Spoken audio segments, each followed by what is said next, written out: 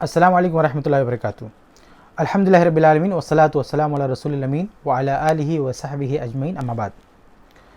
आज हम नवाक़िज़े इस्लाम में एक और नाक़िस पर बात करेंगे और वो है शिरकिया वसीला। देखिए, वसीले की तीन किस्में हो सकती हैं।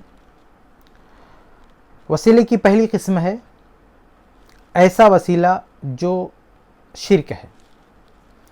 वसीले की दूसरी किस्म ऐसा वसीला जो बिदअत है।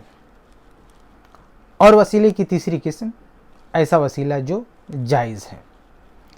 इन तीनों में जो पहली किस्म है वही हमारे मौजू से मुतल्लिक है, क्योंकि जो शख्स उसका मुर्तकिब होता है वो दायरे इस्लाम से खारिज हो जाता है, और वो है शिरकिया वसीला। एक बात और भी आपके सामने वाज़ेह हो जाए कि ये असल में इससे पहले जो नाक़िस पेश किया गया शिरक, ये उसी का हिस्सा है। क्योंकि ज़ाहिर हम कहते हैं शिरकिया वसीला यानी शिरक ही में से है, इसको अलग से पेश करने की ज़रूरत नहीं है। लेकिन अलग से इसलिए इसको पेश करते हैं क्योंकि शिरक की ये किस्म बहुत ज़्यादा आम है और बहुत सारे लोग इसको लेकर तरह तरह की गलतफहमियों के शिकार हैं। इसलिए शिरक की इस किस्म को अलग से शुमार करके अलग से बयान किया जाता है। बहरहाल आइए बात करते हैं शिरकिया वसीले पर। शिरकिया वसीला पहले भी राइज रहा है लोगों में, और आज भी इस वसीले की किस्म लोगों में पाई जाती है, बल्कि ऐसे लोगों में भी पाई जाती है जो कलमा गो हैं, जो ला इलाहा इल्लल्लाह मुहम्मद रसूलुल्लाह पढ़ते हैं, उनके यहाँ भी ये चीज़ राइज है। तो ये शिरकिया वसीला है क्या? तो शिरकिया वसीला असल में ये है कि अल्लाह रब्बुल आलमीन को छोड़कर किसी और से मदद मांगी जाए, किसी और को ऐसे मामलात में पुकारा जाए जिनमें सिर्फ अल्लाह को पुकारना चाहिए, और ऐसा करने वालों को जब टोका जाए तो वो क्या कहें? वो ये कहें कि नहीं, हम इन लोगों को इसलिए पुकारते हैं, इनकी इबादत इसलिए करते हैं क्योंकि ये लोग अल्लाह के करीबी हैं और अल्लाह के यहाँ हमारी सिफारिश करवा देंगे। चुनांचे अल्लाह रब्बुल आलमीन ने इस तरह की बातें कुरान में नकल की है मुशरिकीन से कि जब उनको टोका जाता था तो इस तरह का जवाब देते थे। चुनांचे सूरह ज़ुमर आयत 3 अल्लाह फरमाता है वल्लज़ीना इत्तख़ज़ू मिन दूनिही औलिया, जिन लोगों ने अल्लाह को छोड़कर दूसरों को अपना वली बना के रखा है और उनकी बाकायदा इबादत करते हैं। जब उनसे बोला जाए, टोका जाए, तो कहते हैं मा नअबुदुहुम इल्ला लियुक़र्रिबूना इलल्लाहि ज़ुल्फ़ा। कहते हैं कि हम इनकी इबादत इसलिए करते हैं ताकि ये हमको अल्लाह से करीब कर दें। यानी पुराने ज़माने के जो मुशरिकीन होते थे वो बुतों की पूजा करते थे, कब्रों की पूजा करते थे, और जब उनको टोका जाता था, समझाया जाता था कि रोज़ी देने वाला सिर्फ अल्लाह रब्बुल आलमीन है, सब कुछ करने वाला अल्लाह रब्बुल आलमीन है, तुम अल्लाह को छोड़कर इनकी इबादत क्यों करते हो? तो उनका जवाब ये था कि भाई हम भी मानते हैं कि सब कुछ अल्लाह ताला करता है, सब कुछ देने वाला अल्लाह ताला है, हम जो इनसे मांगते हैं वो भी अल्लाह ताला ही देगा, लेकिन हम इनकी इबादत इसलिए करते हैं क्योंकि ये पहुँचे हुए लोग हैं, अल्लाह रब्बुल आलमीन से सिफारिश करके हमारा काम बनवा देंगे, इसलिए हम इनकी इबादत करते हैं। तो ये है शिरकिया वसीला कि अल्लाह रब्बुल आलमीन को छोड़कर दूसरे लोगों को पुकारा जाए, उनकी इबादत की जाए, गरचे ये तसव्वुर हो, ये अकीदा हो कि सब कुछ देने वाला अल्लाह है, लेकिन फिर भी दूसरों की इबादत की जाए इस ख्याल से कि ये लोग अल्लाह के यहाँ हमारी सिफारिश कर देंगे। तो ये भी शिरक है। अल्लाह रब्बुल आलमीन ने बाकायदा इसको शिरक कहा है। सूरह यूनुस आयत नंबर 18 अल्लाह फरमाता है वयअबुदूना मिन दूनिल्लाह, कि ये लोग अल्लाह के अलावा ऐसी चीज़ों या ऐसे लोगों की इबादत करते हैं मा ला यज़ुर्रुहुम वला यनफ़अहुम, जो इन्हें ना नुकसान दे सकते हैं ना नफ़ा दे सकते हैं। वयक़ुलून, और कहते हैं हाउलाई शुफ़ाआउना इंदल्लाह, कि ये सब हमारे अल्लाह के यहाँ सिफारशी हैं। कुल, ऐ नबी आप इनसे कहें अतुनब्बिऊनल्लाह बिमा ला यअलमु फ़िस समावाति वला फ़िल अर्द, कि तुम आसमानों और ज़मीन से मुतल्लिक अल्लाह ताला को ऐसी खबर दे रहे हो जिससे अल्लाह ताला वाकिफ़ नहीं है। सुब्हानहु व तआला अम्मा युश्रिकून, अल्लाह ताला पाक है और बरतर है उन चीज़ों से जिनको ये अल्लाह के साथ शरीक करते हैं। تو یشرکون، اللہ تعالیٰ نے اس کو شرک کہا ہے، اس وسیلے کو شرک کہا ہے۔ یہ دلیل ہے کہ یہ وسیلہ شرکیہ ہے، کیونکہ اس میں اللہ کو چھوڑ کر دوسروں کی باقاعدہ عبادت ہوتی ہے، گرچہ ساتھ میں یہ خیال ہو کہ دینے والا اللہ ہے، لیکن یہ دلوا دیں گے اس سوچ کے تحت کسی اور کی عبادت کرنا، یہ بھی شرک ہے۔ اور یہ معاملہ صرف پرانے دور کے لوگوں کا نہیں تھا، بلکہ افسوس کے ساتھ کہنا پڑتا ہے کہ آج کے دور میں، اور آج کے دور میں وہ لوگ جو کلمہ پڑھ رہے ہیں وہ بھی اس طرح کے شرکیہ وسیلے میں لت پت ہیں، بلکہ اس سے بھی بدتر عقیدہ ان کا ہو چکا ہے۔ آپ دیکھیں کہ اس وقت کے جو مشرکین تھے، جب ان سے کہا جاتا تھا کہ اللہ کو چھوڑ کر ان کی عبادت کیوں کرتے ہو، تو کہتے تھے ہم ان کی عبادت اس لیے کرتے ہیں کہ اللہ کی یہاں ہماری سفارش کروا دیں گے، دے گا اللہ ہی، لیکن یہ سفارش کریں گے اور اللہ دے گا۔ لیکن آج میرے بھائیوں، آج کلمہ پڑھنے والے مسلمان ایسے ہیں جو اللہ کو چھوڑ کر دوسروں کی عبادت کرتے ہیں، باقاعدہ ان سے مدد مانگتے ہیں کہ اے فلاں پیر ہم کو مدد دیجئے، ہم کو خزانہ دیجئے، ہم کو شفا دیجئے، ہم کو اولاد دیجئے۔ اور ان لوگوں کو جب ٹوکا جائے، بولا جائے، تو یہ نہیں کہتے کہ دینے والا اللہ ہے، یہ کہتے ہیں یہی لوگ دینے والے ہیں، یہ دے سکتے ہیں، اللہ نے ان کو طاقت دے دی ہے، ان کو قوت دے دی ہے، ان کو اختیار دے دیا ہے، یہ ہم کو خزانہ دے سکتے ہیں، ہم کو اولاد دے سکتے ہیں، ہم کو روزی دے سکتے ہیں، ہم کو شفا دے سکتے ہیں۔ استغفر اللہ۔ اس زمانے میں عرب کے جو مشرکین تھے، اس سے بدتر عقیدہ آج کے کلمہ گو مسلمانوں کا ہے، جو کلمہ پڑھتے ہیں اور اس طرح کا عقیدہ رکھتے ہیں کہ یہ لوگ ہم کو دے دیں گے، یعنی دینے والے یہی ہیں، اللہ نہیں، یہی دینے والے ہیں، ان کے پاس پاور ہے، ان کے پاس اختیار ہے، یہ ہم کو دے دیں گے۔ یہ بدترین قسم کا شرک ہے، اور اس میں کوئی شک نہیں ہے کہ اس طرح کا شرک انسان کو، یعنی جو اس میں ملوث ہوتا ہے، اسے دار اسلام سے خارج کر دیتا ہے۔ تو یہ وسیلے کی پہلی قسم ہے شرکیہ وسیلہ، یعنی اللہ رب العالمین کو چھوڑ کر کسی اور کی عبادت کرنا، چاہے اس خیال سے کہ دینے والا صرف اللہ تعالیٰ ہے، یہ ہم کو دلوا دیں گے جیسا کہ عرب کے مشرکین کا معاملہ تھا، یا اس خیال سے کہ یہی دیں گے، دینے والا اللہ نہیں، یہی دیں گے، اللہ نے ان کو یہ اختیار دے دیا، ان کو پاور دے دیا کہ ہم کو دے سکتے ہیں، اولاد دے سکتے ہیں، شفا دے سکتے ہیں، روزی دے سکتے ہیں۔ ان دونوں میں سے کوئی بھی خیال ہو، ہر خیال شرکیہ ہے۔ بلکہ یہ دوسرا خیال ہے، آج کے لوگوں کا جو خیال ہے کہ نہیں یہ ہمارے جو پیر بزرگ ہیں یہ ہم کو دے سکتے ہیں، یہ بہت ہی بدترین شرک ہے، اس زمانے کے مشرکین سے بھی بڑا شرک ہے یہ، اور اس طرح کے شرک میں جو ملوث ہوا وہ دائرہ اسلام سے خارج ہو جائے گا۔ آگے بڑھتے ہیں۔ وسیلے کی دوسری قسم ایسا وسیلہ جو بدعت ہے، اور اس وسیلے سے مراد یہ ہے کہ ایک آدمی کچھ نیک لوگوں کی ذات کو وسیلہ بنا کر اللہ تعالیٰ سے دعا کرے، اللہ سے کوئی چیز مانگے، یعنی وہ مانگے اللہ تعالیٰ سے، اولاد مانگنا ہے اللہ سے مانگے، شفا مانگنا ہے اللہ سے مانگے، لیکن بیچ میں ریفرنس دے، حوالے لائے کچھ نیک لوگوں کے، چاہے وہ زندہ ہوں چاہے وہ فوت ہو چکے ہوں، ان کی ذات کا وسیلہ لے، ان کی شخصیت کا وسیلہ لے۔ مثلا اس طرح کہے کہ فلاں کے صدقے میں، فلاں کے واسطے اللہ تعالیٰ تو میری مدد کر، تو اللہ تعالیٰ ہی کو پکارے، لیکن بیچ میں واسطہ لے آئے بزرگوں کی ذات کا، ان کی شخصیات کا۔ تو اس میں چونکہ وہ اللہ تعالیٰ ہی کو پکار رہا ہے، بس بیچ میں واسطہ لا رہا ہے کچھ لوگوں کو، ان کی عبادت نہیں کر رہا، نہ ان کو پکار رہا ہے اللہ تعالیٰ کو، عبادت کر رہا اللہ تعالیٰ کی، بس ان کو بیچ میں لا رہا ہے، ان کا واسطہ لے رہا ہے۔ تو یہ کیا ہے؟ بدعت ہے۔ اس کو ہم شرک نہیں کہیں گے، لیکن یہ بدعت ہے، یہ بھی حرام اور ناجائز ہے۔ اس طرح کا وسیلہ بھی ہمارے یہاں بہت رائج ہے، بلکہ جو لوگ اس طرح کے وسیلے میں ملوث ہوتے ہیں وہ کچھ دنوں کے بعد ترقی کر کے وہ شرکیہ وسیلے تک بھی پہنچ جاتے ہیں، اس لیے اس پر بھی ہم بات کر لیتے ہیں۔ دیکھیں، جو لوگ اس کے قائل ہیں، یعنی جو وسیلہ بدعت ہے، جو لوگ اس پہ عمل کرتے ہیں، وہ اپنے حق میں کچھ دلائل پیش کرتے ہیں۔ آئیے ہم ان پر بھی ایک سرسری نظر ڈال لیتے ہیں۔ ان کے بہت سارے دلائل ہیں، سب پر تو بات نہیں ہو پائے گی، لیکن ان کے وہ دلائل جو بہت مشہور ہیں، بار بار ان کا ذکر ہوتا ہے ان کی طرف سے، آئیے ہم ان کو دیکھ لیتے ہیں۔ یہ لوگ قرآن کی ایک آیت پیش کرتے ہیں، سورہ مائدہ آیت نمبر 35۔ اللہ فرماتا ہے، یا ایھا الذین آمنوا اتقوا اللہ وابتغوا الیہ الوسیلہ، کہ اے ایمان والو اللہ سے ڈرو اور اس تک وسیلہ طلب کرو۔ تو کہتے ہیں دیکھو اس میں وسیلے کا ذکر ہے، اس لیے اسے ثابت ہوا کہ ہم وسیلہ لے سکتے ہیں۔ تو پہلی بات یہ کہ اس آیت میں جو لفظ وسیلہ استعمال ہوا ہے، اس کا معنی وہ وسیلہ نہیں ہے جو یہ لوگ سمجھ رہے ہیں، بلکہ اس کا معنی اللہ تعالیٰ کا تقرب ہے۔ اس آیت کا مفہوم یہ ہے کہ اے ایمان والو اللہ سے ڈرو اور نیک عمل کر کے، اچھے اعمال کر کے اللہ کا تقرب حاصل کرو، یعنی اللہ کے قریب آؤ, جہنم سے دور ہو جاؤ, اللہ کے قریب آؤ, اللہ کی قربت حاصل کرو نیک عمل کر کے. یہ مفہوم ہے یہاں پہ وسیلے کا, وہ مطلب نہیں ہے جو زبردستی یہاں لیا جاتا ہے. چنانچہ آپ کوئی بھی تفسیر دیکھیں جو مستند تفاسیر ہیں, سب میں آپ کو یہ ملے گا کہ یہاں وسیلے سے مراد تقرب ہے, اللہ تعالیٰ کا تقرب حاصل کرنا, وہ وسیلہ نہیں مراد ہے جو کچھ لوگ سمجھ کے بیٹھے ہیں. اور اگر کوئی شخص بزد ہو کہ نہیں یہاں وسیلے سے مراد وسیلہ ہی ہے, جو لفظ ہے وسیلہ بس وسیلہ ہی مراد ہے, تو ہم اسے یہ کہیں گے کہ اگر تمہاری ضد یہی ہے, اصرار یہی ہے کہ اس سے وسیلہ ہی مراد ہے, تو آگے جو ہم بیان کرنے والے ہیں وسیلے کی جائز قسم, تو وہ آپ مراد لیجیے. اگر زبردستی وسیلہ ہی مراد لینا ہے تو کون سا وسیلہ؟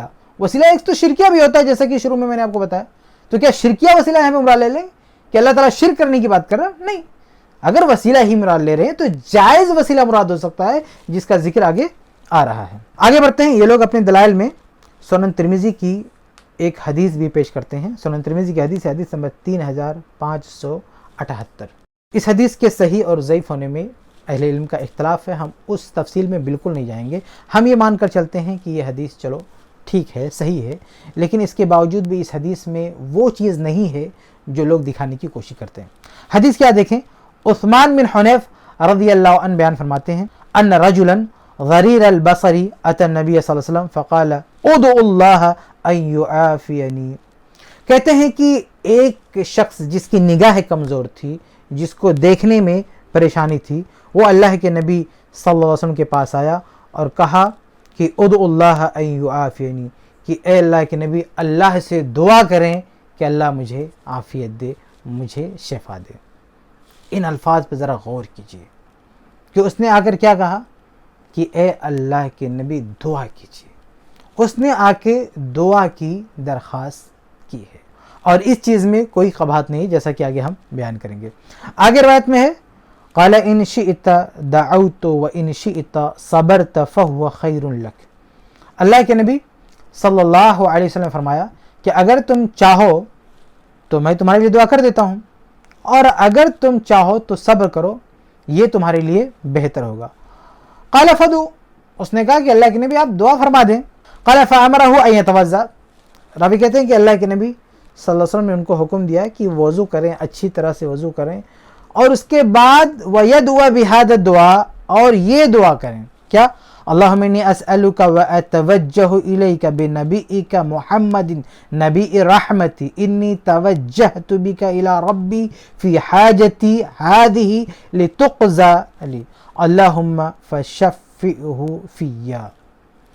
اس کا مطلب یہ ہے کہ اے اللہ تعالیٰ میں تجھ سے سوال کرتا ہوں اور تیری طرف متوجہ ہوتا ہوں, تیرے نبی محمد نبی رحمت کے ساتھ, میں نبی کے ساتھ اپنے رب کی طرف متوجہ ہوتا ہوں اپنی یہ ضرورت لے کر, تاکہ اللہ تعالیٰ یہ ضرورت پوری کر دے. اے اللہ, اللہ کے نبی کی شفاعت کو میرے حق میں قبول فرما. یہ پورا جملہ کیا ہے؟ یہ پورا جملہ دعا ہے. وہ جو نابینا شخص تھا وہ خود بھی دعا کر رہا ہے اور اللہ کے نبی صلی اللہ علیہ وسلم سے دعا کروا رہا ہے. آپ دیکھیں روایت کی شروع ہی میں کیا ہے, ادعو اللہ. پہنچتے اس نے کہا اے اللہ کے نبی دعا کریں. تو جو اس نے طلب کیا تھا, جو اس نے مانگ کی تھی, وہی تو پورا کیا اللہ کے نبی نے. تو جب اس نے پہنچتے ہی کہا اے نبی آپ دعا کر دیں, تو اللہ کے نبی نے دعا ہی تو کیا ہے. تو اس میں اللہ کے نبی صلی اللہ علیہ وسلم کی ذات کا وسیلہ نہیں ہے, شخصیت کا وسیلہ نہیں ہے, اس میں دعا کرنے کی گزارش کی گئی ہے, اور اللہ کے نبی صلی اللہ علیہ وسلم نے دعا کی ہے. اور اس بندے نے, نابینا شخص نے جو دعا کی, اس میں بھی آخر میں کیا کہا, اللہم فشفعہ فی, کہ اے اللہ نبی کی شفاعت کو میرے حق میں قبول فرما. آپ دیکھیں یہاں ذات کا وسیلہ نہیں لے رہا, بلکہ اللہ کے نبی صلی اللہ علیہ وسلم کی دعا اور اللہ کے نبی صلی اللہ علیہ وسلم کی شفاعت کی بات ہو رہی ہے. تو اس روایت میں ذات کا, شخصیت کا وسیلہ نہیں ہے, بلکہ اس میں دعا کی بات ہے. اس کے بارے میں آگے ہم اور تفصیل آپ کے سامنے رکھیں گے. تو یہ ایک حدیث ہے جس کو ذات کے وسیلے کے جواز پر پیش کیا جاتا ہے, لیکن آپ کے سامنے واضح کیا جا چکا ہے کہ اس میں دعا کی بات ہے. اور ایسے ہی یہ لوگ اور بھی کئی ایسے دلائل پیش کرتے ہیں قرآن سے اور حدیث سے. ان سب میں کیا بات ہوتی ہے, ان سب میں دعا ہی کی بات ہوتی ہے, لیکن زبردستی حضرات اس کو ذات کے وسیلے پر فٹ کرنے کی کوشش کرتے ہیں. اس سلسلے میں عمر فاروق رضی اللہ عنہ سے متعلق بھی روایت آگے آپ کے سامنے ذکر ہوگی, جس میں استسقاء کی بات ہے, یعنی بارش طلب کرنے کی بات ہے. اس کو بھی یہ لوگ ذات کے وسیلے کے جواز پر پیش کرتے ہیں، جبکہ اس میں بھی صرف دعا کی باتیں، انشاءاللہ اس کی وضاحت آگے آئے گی۔ یہ تو ایسے دلائل تھے جن کے الفاظ شریعت میں ثابت ہیں، چاہے وہ قرآن کی آیات ہوں یا اللہ کے نبی صلی اللہ علیہ وسلم کی صحیح احادیث ہوں، لیکن اس کے علاوہ وہ ایسے دلائل بھی پیش کرتے ہیں جو شریعت میں ثابت شدہ نہیں ہیں، یعنی وہ جھوٹی روایات ہیں۔ انہی جھوٹی روایات میں ایک روایت بڑی مشہور ہے اور بہت زیادہ یہ لوگ اس کو بیان کرتے ہیں۔ آئیے میں آپ کے سامنے اس کی پوری حقیقت بیان کر دیتا ہوں۔ یہ روایت ہے امام حاکم کی کتاب المستدرک کی، جلد نمبر 2 صفحہ نمبر 615 اور حدیث نمبر 4228۔ اس روایت میں یہ ہے کہ لما اقترف آدم الخطیۃ، کہ جب آدم علیہ السلام نے غلطی کی، یعنی جنت میں تھے، وہ پھل کھا لیا اور غلطی کی، قال یا ربی اسألک بحق محمد، تو آدم علیہ السلام نے محمد صلی اللہ علیہ وسلم کا واسطہ دے کر اللہ تعالیٰ سے دعا کی، اللہ تعالیٰ سے توبہ کی۔ فقال اللہ، تو اللہ تعالیٰ نے کہا یا آدم، اے آدم، وَكَيْفَ عَرَفْتَ مُحَمَّدًا وَلَمْ أَخْلُقْهُ، کہ اے آدم تمہیں محمد صلی اللہ علیہ وسلم کے بارے میں کیسے پتہ چلا، ابھی تو میں نے ان کو پیدا بھی نہیں کیا۔ قال یا رب، تو آدم علیہ السلام نے کہا کہ اے رب، لِأَنَّكَ لَمَّا خَلَقْتَنِي بِيَدِكَ وَنَفَخْتَ فِيَّ مِنْ رُوحِكَ رَفَعْتُ رَأْسِي فَرَأَيْتُ عَلَى قَوَائِمِ الْعَرْشِ مَكْتُوبًا لَا إِلَهَ إِلَّا اللَّهُ مُحَمَّدٌ رسول اللہ۔ تو آدم علیہ السلام نے جواب دیا کہ اللہ، جب تو نے مجھ کو اپنے ہاتھ سے پیدا کیا، میرے اندر جان ڈالی اور میں نے سر اٹھا کے اوپر دیکھا تو عرش کے پاس میں نے لکھا ہوا دیکھا لا الہ الا اللہ محمد رسول اللہ۔ ذرا غور سے سنیے گا، کہتے ہیں کہ عرش کے پاس لکھا ہوا دیکھا، کیا؟ لا الہ الا اللہ محمد رسول اللہ۔ آگے ہے کہ آدم علیہ السلام نے کہا فعلمت انک لم تضف الی اسمک الا احب الخلق الیک، تو مجھے پتہ چل گیا کہ اے اللہ، تو نے اگر کسی نام کو اپنے ساتھ رکھا ہے تو تیری مخلوق میں سب سے محبوب شخصیت ہوگی تیری نظر میں، اس لیے میں نے ان کے واسطے سے دعا کی ہے۔ تو یہ وہ جھوٹی حدیث ہے جس کو بہت زیادہ پیش کیا جاتا ہے، اور یہ بھی کہا جاتا ہے کہ دیکھیں امام حاکم رحمہ اللہ نے اس روایت کو نقل کرنے کے بعد کہا ہے ھذا حدیث صحیح، یہ صحیح حدیث ہے۔ اچھا، اس کو لے کر پکڑ کے بیٹھ جاتے ہیں اور جاہلوں کو، کم علم لوگوں کو، عوام کو یہ اٹھا کے دکھاتے ہیں، دیکھو امام حاکم نے کہا صحیح، یہ کہتے ہیں ضعیف ہے، امام حاکم نے کہا صحیح، یہ کہتے ہیں ضعیف ہے۔ تو یہ روایت جھوٹی اور من گھڑت ہے۔ اس سے متعلق میں کئی چیزیں آپ کے سامنے واضح کرتا ہوں، ان سب پر آپ غور کریں گے تو آپ کے سامنے یہ حقیقت واضح ہو جائے گی کہ یہ کیسی روایت ہے۔ سب سے پہلی بات یہ کہ امام حاکم رحمہ اللہ نے جو یہ کہا ہے کہ ھذا حدیث صحیح، یہ حدیث صحیح ہے، تو یہ امام حاکم رحمہ اللہ کا تساہل ہے۔ امام حاکم رحمہ اللہ کی جو یہ کتاب ہے المستدرک، اس کتاب میں امام حاکم رحمہ اللہ کا معاملہ یہ ہے کہ انہوں نے بہت ساری روایات پر صحت کا حکم لگایا ہے، ان روایات کے آگے صحیح لکھا ہے، جبکہ وہ روایات ایسی نہیں ہیں۔ ایسا بہت زیادہ امام حاکم رحمہ اللہ سے اس کتاب میں ہوا ہے، اور اس کی وجہ یہ ہے کہ امام حاکم رحمہ اللہ نے اس کتاب کو پہلے مرحلے میں تیار کیا، اور اس کی نظر ثانی کرنی تھی، ان کو دوبارہ اس کو چیک کرنا تھا، جیسا کہ عام محدثین کا یہی معاملہ ہوتا ہے کہ وہ ایک بار کتاب مرتب کرتے ہیں اور پھر اس کی نظر ثانی کر کے اس کو فائنل کرتے ہیں، اس کے بعد اس کو نشر کرتے ہیں۔ تو امام حاکم رحمہ اللہ نے یہ پوری کتاب تیار کر لی، لیکن اس کو فائنل کرنے سے پہلے، نظر ثانی کرنے سے پہلے وہ اس دنیا سے رخصت ہو گئے، اور اس کتاب میں اس طرح سے یہ تساہل رہ گیا۔ تو امام حاکم رحمہ اللہ اس سلسلے میں معذور ہیں، انہوں نے شروع میں یہ ساری چیزیں جمع کر دی تھی، اس پہ نظر ثانی کرنی تھی، لیکن یہ چیز ہو نہیں سکی۔ تو اس طرح سے بہت ساری روایت کے ساتھ ان کے یہ الفاظ ہیں کہ یہ صحیح ہیں، جبکہ وہ جھوٹی روایتیں ہیں، من گھڑت روایتیں ہیں، تو یہ اس کی وجہ ہے۔ تو یہ پہلی بات ہے اس روایت سے متعلق۔ دوسری بات یہ کہ امام ذہبی رحمہ اللہ جو اسماء الرجال کے ایک ماہر امام ہیں، اسماء الرجال پر ان کی بہت ساری کتب ہیں، میزان الاعتدال ان کی مشہور کتاب ہے، سیر اعلام النبلاء ہے، تاریخ اسلام ہے، بہت ساری کتب ہیں۔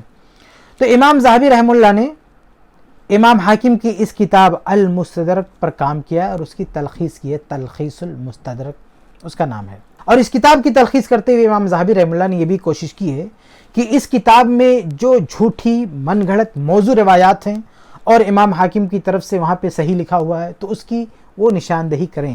چنانچہ بہت ساری روایات کے ساتھ انہوں نے یہ نشاندہی کی ہے اور یہ کہا ہے کہ یہ صحیح نہیں ہے، یہ جھوٹی روایت ہے، انہی میں سے یہ روایت بھی ہے۔ امام ذہبی رحمہ اللہ نے اس روایت کے نیچے ہی یہ درج کر رکھا ہے کہ یہ روایت مردود ہے، یہ روایت صحیح نہیں ہے۔ مستدرک کا یہ نسخہ جس کا حوالہ میں آپ کے سامنے دے رہا ہوں، جلد نمبر 2 صفحہ نمبر 615 ہندوستانی نسخہ ہے۔ اس نسخے میں مستدرک کے ساتھ ساتھ نیچے تلخیص المستدرک بھی مطبوع ہے، یعنی امام حاکم کی کتاب ہے، اوپر مستدرک اور اس کے نیچے امام ذہبی کی تلخیص المستدرک ہے۔ تو آپ کتاب کھول کر یہ روایت دیکھیں، نیچے آپ کو امام ذہبی رحمہ اللہ کا فیصلہ مل جائے گا۔ یہ دوسری بات اس روایت سے متعلق کہ امام ذہبی رحمہ اللہ نے بھی اس روایت کو مردود قرار دیا۔ تیسری بات یہ کہ خود امام حاکم رحمہ اللہ کے اصول سے، جو اصول انہوں نے دوسری کتابوں میں درج کیا ہے، اس اصول سے بھی یہ روایت جھوٹی اور من گھڑت ہے۔ خود امام حاکم رحمہ اللہ کی اپنی تحقیق میں، اپنی نظر میں یہ روایت جھوٹی اور من گھڑت ہے، جو امام حاکم رحمہ اللہ نے صراحتیں کی ہیں دوسری اپنی کتابوں میں۔ چنانچہ یہ جو روایت ہے مستدرک میں، اس کتاب میں اس روایت کی جو سند ہے اس میں ہے عبد الرحمن بن زید بن اسلم عن ابی، ایک راوی ہے عبد الرحمن بن زید بن اسلم اور وہ روایت کرتا ہے اپنے باپ سے۔ اب یہ جو چین ہے، سند ہے عبد الرحمن بن زید بن اسلم عن ابی، کہ عبد الرحمن بن زید بن اسلم جب اپنے باپ کے حوالے سے کوئی حدیث بیان کرتا ہے تو اس کی پوزیشن کیا ہوتی ہے، امام حاکم رحمہ اللہ نے اس کو اپنی دوسری کتاب المدخل الی الصحیح میں بیان فرمایا ہے۔ چنانچہ اپنی اس کتاب المدخل الی الصحیح میں صفحہ نمبر 154 پر امام حاکم رحمہ اللہ نے اس راوی کا نام درج کیا ہے، اور کیا کہتے ہیں سنیے۔ امام حاکم فرماتے ہیں عبد الرحمن بن زید بن اسلم روا عن ابیہ احادیث موضوعۃ، کہتے ہیں کہ عبد الرحمن بن زید بن اسلم نے اپنے باپ سے روایت کیا ہے احادیث موضوعۃ، موضوع حدیثیں، جھوٹی حدیثیں، بالکل وہی چین یہاں پر ہے۔ غور سے سنیں امام حاکم کیا فرماتے ہیں۔ امام حاکم کہتے ہیں کہ عبد الرحمن بن زید بن اسلم نے اپنے باپ سے جھوٹی حدیثیں روایت کی ہیں۔ لا يخفى على من تأملها من اہل الصنعۃ ان الحمل فيها علی، کہتے ہیں کہ حدیث کا کوئی بھی ماہر، حدیث کے ماہرین اگر اس پر غور کریں گے، یعنی اس چین سے جو روایتیں آئی ہیں غور کریں گے، تو ان پر یہ بات پوشیدہ نہیں ہوگی کہ اس کا ذمہ دار یہی شخص ہے، یعنی اس شخص نے اس چین سے جھوٹی حدیث بیان کی ہے۔ تو امام حاکم کے ان الفاظ سے پتہ چلا کہ یہ روایت خود امام حاکم رحمہ اللہ کی نظر میں بھی جھوٹی اور من گھڑت ہے، اور یہ جو امام حاکم رحمہ اللہ کا کلام ہے عبد الرحمن بن زید بن اسلم کے بارے میں، یہ ان کا اپنا خود کا کلام ہے، یہ ان کی خود کی جرح ہے، ان کا اپنا اجتہاد، ایسا نہیں کہ کسی سے نقل کر دیا ہے۔ چنانچہ امام حاکم رحمہ اللہ نے یہاں پر یعنی اپنی اس کتاب المدخل میں بہت سارے ایسے روات کا ذکر کیا ہے جن کی حدیثیں معتبر نہیں ہے، جن کی حدیثیں قابل استدلال نہیں ہے۔ تو ان روات کو ذکر کرنے سے پہلے امام حاکم نے کیا کہا ہے وہ بھی سن لیجئے۔ امام حاکم اپنی اس کتاب المدخل الی الصحیح صفحہ نمبر 114 پہ فرماتے ہیں، کہتے ہیں وَأَنَا مُبَيِّنٌ بِعَوْنِ اللَّهِ وَتَوْفِيقِهِ أَسَامِيَ قَوْمٍ مِّنَ الْمَجْرُوحِينَ، کہتے ہیں کہ میں اللہ تعالیٰ کی مدد اور اس کی توفیق سے ایسے نام ذکر کر رہا ہوں جو مجروح لوگوں کے ہیں، یعنی جو مجروح ہیں، ناقابل اعتبار ہیں، وہ اس لائق ہے کہ ان پر جرح کی جائے، میں ان کے نام ذکر کر رہا ہوں۔ اور ان پر جو جرح ہے وہ کیوں؟ کہتے ہیں ممن ظہر لی جرحہم اجتہادا ومعرفتا بجرہم لا تقلیدا فیہ لأحد من الائمہ، کہتے ہیں کہ ان روات پر جو جرح میں کر رہا ہوں، یہ جرح ظاہر علی میرے لیے ظاہر ہوئی ہے، اجتہاداً یہ میرا اجتہاد ہے، ومعرفتاً بجرہم ان کی یہ جو جرح ہے یہ میری اپنی معرفت ہے، میرا اپنا اجتہاد ہے، لا تقلیداً فیہ لأحد من الائمہ، میں اس سلسلے میں کسی امام کی تقلید کرتے ہوئے کوئی بات نہیں کہہ رہا ہوں۔ ذرا غور کریں، امام حاکم خود اپنی تحقیق بتا رہے ہیں، ایسا نہیں کہ کسی سے نقل کر دیا ہے اور مستدرک میں جو ہے ان کی اپنی بات ہے، نہیں، یہ بھی ان کی اپنی بات ہے۔ وہ صاف کہہ رہے ہیں کہ یہ جو جرح میں کر رہا ہوں اجتہاداً ومعرفتاً بجرہم لا تقلیداً فیہ لأحد من الائمہ، یہ جو جرح میں کر رہا ہوں، امام حاکم فرماتے ہیں یہ جو جرح میں کر رہا ہوں یہ میرا اپنا اجتہاد ہے، یہ میری اپنی معرفت ہے، میں کسی امام کی تقلید میں بات نہیں کہہ رہا ہوں۔ تو امام حاکم رحمہ اللہ کی دوسری کتاب کے اس حوالے سے بھی واضح ہو گیا کہ یہ روایت خود امام حاکم کی نظر میں بھی صحیح نہیں بلکہ جھوٹی اور من گھڑت اور ناقابل اعتبار ہے۔ آگے بڑھتے ہیں۔ چوتھی بات یہ کہ اگر تھوڑی دیر کے لیے یہ تسلیم کر لیں کہ کسی امام نے اس روایت کو صحیح کہا ہے، تو یاد رکھیں کسی امام کے صحیح کہہ دینے سے ضروری نہیں ہے کہ وہ روایت صحیح ہو۔ اگر اس روایت کی سند میں، اس کے چین میں کوئی ایسا راوی ہے جو کذاب ہے، جھوٹی حدیثیں بیان کرنے والا ہے، یا ضعیف ہے، یا کسی طرح کا کوئی عیب ہے اس کے اندر، تو وہ روایت صحیح نہیں ہوگی، کیونکہ اس روایت کے ضعیف ہونے کی وہ دلیل شمار کی جائے گی، اور یہ جو فیصلہ ہوگا تصحیح کا، یہ اجتہاد ہوگا۔ تو اجتہاد کے خلاف اگر دلیل مل جائے گی تو دلیل مانی جائے گی، نہ یہ کہ کسی کا صحیح کہہ دینا مانا جائے گا۔ تو اگر مان بھی لیں کہ کسی امام نے اس کو صحیح کہہ دیا ہے، ان کا یہ موقف تھا، تو بھی یہ چیز دلیل نہیں ہے اس روایت کے صحیح ہونے کی، کیونکہ اس روایت کی سند میں عبد الرحمن بن زید بن اسلم ہے، اپنے باپ سے روایت کر رہا ہے، اور یہ دلیل ہے اس روایت کے ضعیف ہونے کی۔ تو اس لیے دلیل کو دیکھتے ہوئے اس روایت کو جھوٹی اور من گھڑت ہی کہا جائے گا، کسی کے صحیح کہہ دینے سے یہ روایت صحیح نہیں ہو جائے گی، کیونکہ اس روایت کے موضوع اور من گھڑت ہونے پر دلیل موجود ہے۔ آگے بڑھتے ہیں۔ اس روایت سے متعلق پانچویں بات یہ کہ یہ روایت خود قرآن مجید کی بھی خلاف ہے۔ چنانچہ قرآن مجید میں اللہ رب العالمین نے آدم علیہ السلام کی دعا کو نقل کیا ہے، یعنی آدم علیہ السلام سے جنت میں جب خطا ہوئی تو آدم علیہ السلام نے کیسے اللہ تعالیٰ سے دعا کی، اس کو اللہ تعالیٰ نے نقل کیا قرآن میں۔ چنانچہ قرآن سورہ اعراف آیت نمبر 23 میں ہے، قال ربنا ظلمنا انفسنا وان لم تغفر لنا وترحمنا لنکونن من الخاسرین، کہا کہ اے ہمارے رب، ہم نے اپنے آپ پر ظلم کیا، اگر تو ہم کو نہیں بخشے گا، ہم پر رحم نہیں کرے گا، تو ہم خسارہ اٹھانے والوں میں سے ہو جائیں گے۔ یہ الفاظ ہیں آدم علیہ السلام پہ، اس میں کہا ہے کہ اللہ کے نبی صلی اللہ علیہ وسلم کی ذات کا وسیلہ لیا۔ تو یہ جو روایت ہے یہ جھوٹی ہے۔ اس روایت کی جھوٹی ہونے کی دلیل خود یہ قرآن مجید کی آیت ہے، جس میں اللہ رب العالمین نے یہ کلمات نقل کیے ہیں کہ ان کلمات کے ذریعے آدم علیہ السلام نے دعا کیا، اور ان کلمات میں کہیں بھی نبی صلی اللہ علیہ وسلم کی ذات کا وسیلہ نہیں ہے۔ ایسے ہی صحابہ میں مفسر قرآن عبداللہ بن عباس رضی اللہ عنہ سے بھی ایک روایت مروی ہے، بعض اہل علم نے اس کو صحیح بھی کہا ہے۔ اس میں عبداللہ بن عباس رضی اللہ عنہ قرآن کی تفسیر کرتے ہوئے آدم علیہ السلام کے کچھ اور الفاظ بتائے ہیں جن کے ذریعے آدم علیہ السلام نے دعا کی، لیکن وہاں پر بھی اللہ کے نبی کی ذات کا کوئی وسیلہ نہیں ہے، کوئی اس کا تذکرہ ہی نہیں ہے۔ تو یہ پانچویں بات ہے کہ یہ جو جھوٹی روایت ہے مستدرک حاکم کی، یہ روایت قرآن مجید کے بیان کے خلاف ہے اور دوسری روایات کی بھی خلاف ہے، اس لیے اس روایت کی کوئی حیثیت نہیں ہے۔ آگے بڑھیں۔ اسی روایت سے متعلق ایک چھٹی چیز آپ کے سامنے بیان کر دوں جو بہت عجیب ہے، وہ یہ کہ اس روایت کو خود وہ لوگ بھی حجت نہیں مانتے جو وسیلے کے معاملے میں اس کو پیش کرتے ہیں۔ کیوں؟ کیونکہ جو لوگ اس روایت کو پیش کرتے ہیں نا، وہ لوگ ایک دعویٰ کرتے ہوئے نظر آتے ہیں۔ کیا؟